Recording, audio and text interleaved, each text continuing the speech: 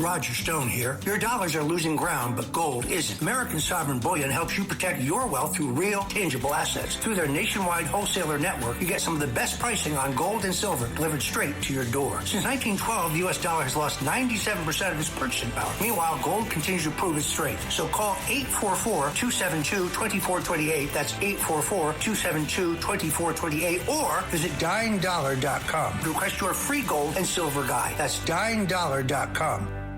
Listen, all you New Yorkers. Excuse me, taxi. Okay, man, we're looking around. This is the 77 WABC minicast. In Texas, at the trial of that African-American teenager, Karmelo Anthony, a defense witness for Karmelo Anthony takes the stand and blames him for the incident. In other words, his own witness did not rule in his favor, did not testify in his favor. So at this point, it's reckless for the parents to continue with this trial. You better beg prosecutors for a last-minute deal and throw yourself at the mercy of the court. Why? Closing arguments are set for tomorrow. Once this case goes to the jury and a verdict comes back, he will be convicted of murder one. He will spend the rest of his life in prison. If you cut a deal now with prosecutors, the young man can spend 5 to 10 years in prison and then start his life over. This thing goes to the jury, you will be convicted very fast, and it's life in prison. And so in that race for mayor of Los Angeles, it gets very interesting now because you have the progressive to the left of the current mayor, Karen Bass, who's in the runoff. Her name is Nithya Raman, and she's a progressive council member, 30 years younger than Mayor Karen Bass. And so this sets up a matchup between two Democrats and former allies to run the struggling city of nearly 4 million people of Los Angeles. So in other words, this race is going to come down to who can out-left the other. That's where this race stands. I want to start with the Knicks game and, of course, President Trump in attendance. And the top Democrat in the House, Hakeem Jeffries, throwing shade on President Trump. Listen to this. It also is not clear to me that Donald Trump is a big Knicks fan. I mean, does this guy even know the difference between Karl Rove and Karl Anthony Towns? I don't think so. He's just injecting himself into the NBA Finals because he always has to bring the MAGA circus into town. And that's unfortunate. Thank you, everyone. Sounds like Trump derangement syndrome to me. Why? The commissioner of the NBA, also at the game, Adam Silver, praising President Trump for attending. Take a listen. I've been with the league for a long time. I ran NBA Entertainment years ago. He did an I Love Kids game spot with us. He was a fixture at NBA at Madison Square Garden. You guys remember, well, all of you, when you played here, not Draymond, but back in the old days, he had courtside seats. He was here all the time. He was at draft. So he's a genuine Knicks fan. And so, yes, there's some inconvenience to the fans here, but one looking around this arena, it's packed. So people listen. They came early. They got through whatever extra security, which is necessary. So, as I said, I think we should be using sports to create more of a sense of community with people, not less. The commissioner of the NBA siding correctly so with President Trump. All that other stuff was nonsense, noise, and Trump derangement syndrome. A story I told you about last night, one of the travel hubs here in New York, Penn Station. Yet another mentally deranged individual pulled out a knife, stabbed 5 people, and one of the local TV stations, he didn't know these people. This happens a lot in New York City, and it's tolerated. One of the victims, who now has, I guess you call it a necklace, a scar literally going across his face from where he was cut, required stitches. One of the witnesses talked to WABC TV Channel 7 here in New York. Take a listen to this, folks. I'm coming back from the Jersey Shore. I'm heading outside of Penn Station. I'm walking out to the street, going toward the escalator. And before I got to the escalator, I'm going through the doors and I see these two people tussling with each other. I didn't think anything. I'm walking by and the crazy guy, locked eyes with me. And then he just came at me with a roundhouse and got me. I thought it was a punch. Got me right in the face. And I was going to go after him. And then I hear this guy in the escalator. He goes, "He's got a knife. He's got a knife." That was just one of the harrowing. You see how just terrifying it was for it to play out. These are Obadiah's injuries. You could see he has a slash on his lip where he had to receive 3 stitches and also a slash to the side of his face. Again, there are 2 60-year-old victims, a 52-year-old victim, a 42-year-old victim, and a 40-year-old victim, all male, slashed at Penn Station yesterday. There was 1 serious injury. They were brought here to Bellevue. Unclear if all of them have been released at this point. And so let's switch now to the race for mayor in Los Angeles. This is ridiculous. And it leads to critics to say something is rotten in Denmark. It takes this many days to count the vote. Come on, folks. Let's get real. But at the end of the day, it looks like the person that many of us wanted to see in this contest, Spencer Pratt, as of right now, and it's not looking good as more Democratic votes are going to come in, he is out. Listen to this update. This is the way the CNN covered the situation.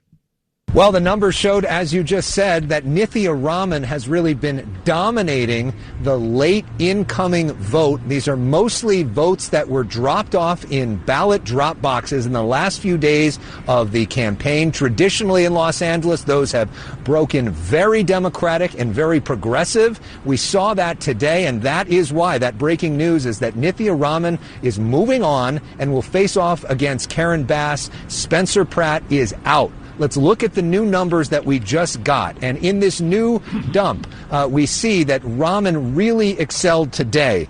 She gained 18,000 votes on Pratt just today alone. She's now ahead of him by about 22,000 votes. On election day, she was behind by 40,000 votes. Yesterday, she took the lead. Today, we see her gaining some ground. It's enough ground that the folks at CNN feel comfortable that she is going to take that spot. It was a similar projection in the last few minutes from the Associated Press and the LA Times joining CNN in projecting that Nithya Raman is moving on. This is a dramatic moment, especially for Spencer Pratt, who got so much attention around the country for his race, especially in the right-wing media ecosystem, and just galvanized that attention. But the question always was, could you convert all of that attention, especially on the right, into actual votes in Los Angeles, one of the bluest cities in the country, where just 13% of people are Republicans? And based off of the vote totals, it appears that he could not. So it looks like Spencer Pratt is done. I'm going to get to the Karmelo Anthony case in Texas. This young man's parents they're reckless. Take a deal. Beg the prosecutors for forgiveness. They're going to give you 5 to 10 years prison. Your son will live to fight another day. This thing, closing arguments are set for in the morning. Then it goes to the jury. The jury's going to come back with a quick decision, and then your son is convicted of first-degree murder and will spend the rest of his young life in prison. It is reckless. Let's start with your telephone calls, 800-848-9222. Let's begin with Greg in Michigan. Greg, good morning. What's on your mind? Good morning, Dominic, Mr. Positive. Hey, I got to ask you, the way Trump treated Kristen Welker. Okay, hey, Greg, wait, hold on. Okay. Why do you call and always want to ask me a question instead of just telling me what your opinion is, rather than trying to guide me to your opinion via the way you ask your question? Spot on. I will tell you my opinion. Trump was all wet, and how dare the Knicks lose. but Trump should not have treated Welker that. All she did was put back in his face about his promises and how he made empty promises, and he's not following Hey, Greg, through. let me ask you another question. Yes. What is the point of calling when all of your points are to the far left? Why do you call the show as often as you do? Now, why do you say it's far left? Maybe it's because true. you said she didn't do anything. She has a right to ask a question, but President Trump firmly believes, and perhaps there's a strong argument there, Greg, that some people were greatly mistreated January 6th, and perhaps they should be reimbursed. So what did Trump climbing the wall? And no. Okay, you're taking it to Greg. You're taking it to the extreme. I'm saying is I don't understand. What is the point? You're articulating a narrative to fit your No, I'm not. No, yes, I'm not. You're the one that Greg. Every time, Greg, I noticed Walter in the last show calling my colleague, and thank God. Hopefully, he's not my problem anymore. But you and Walter in Baltimore. You're not calling with an objective opinion. You're calling with a bias, and you do so. You do know that every single time. Wait a minute, I'll let you speak when I'm done. Okay, you do realize that every single time you call, I see your call coming in, whether you get on the air or not. You do know that, right? Yeah, it's all right. You do know that I know every time you call right before I hit the air. So, like last night, you called about 9 times. You just didn't get on the air. Yeah, I don't understand what is this great obsession that you and Walter have in calling me when all you want to do is argue from the far left. You're not interested in being reasonable. You just want to argue from the far left. What's the point of that? Okay, let me articulate. You want to argue and I've from got the far 15 right. seconds to the break. So go ahead. Okay. So you want to articulate from your position. I want to articulate from I'm my the host position. of the show. Okay, this is true. But how do you get to an agreement? You have to have commonality. You have to right. So shouldn't you call programs that are more in line with politics? No. How do you get to the truth? When you take you think, Greg, you get to the truth by calling up, trying to set me up with these ridiculous questions that I could answer in my sleep. You do know I go toe to toe with the smartest politicians in the country. You do know that, right? That may be. Are they philosophical? And do you think, by the way you formulate questions, do you really think? Okay. If you're going to talk over me, I'm just going to cut you off. Okay, sorry. Do you really think, in your heart of hearts, with your silly way of asking these ridiculous questions, that you're going to bring me over to your point of view? Do you really think that? You don't think before you even open your mouth, I know where you're coming from? Likewise. You're okay, so then don't call. So then why call? Greg, it bothers me. Last night you called the program about 9 times. The audience doesn't know this. I do. And I share it because I don't want to. I don't share it because I don't want to embarrass you. What is the point of calling? Wait a minute. Wait, because I'm late for a break. What is the point of calling a program 9 times within 1 hour? What's the point? To get on the air. And what makes you think that it's so important what you have to say? Well, everyone thinks they have something important to say. How could I think otherwise? Really? Okay, but why? But why do you keep calling me? What is the definition of a right? Why do you keep calling me? Why do you keep calling me? Okay, Greg, I want to know where you're going to talk over me again, right? Oh. Why do you keep calling me? Well, why not? Because frankly, I don't want to hear from you. That's why not. You're done. Okay, Thank you. Call another show. Time for a break. We're coming right back.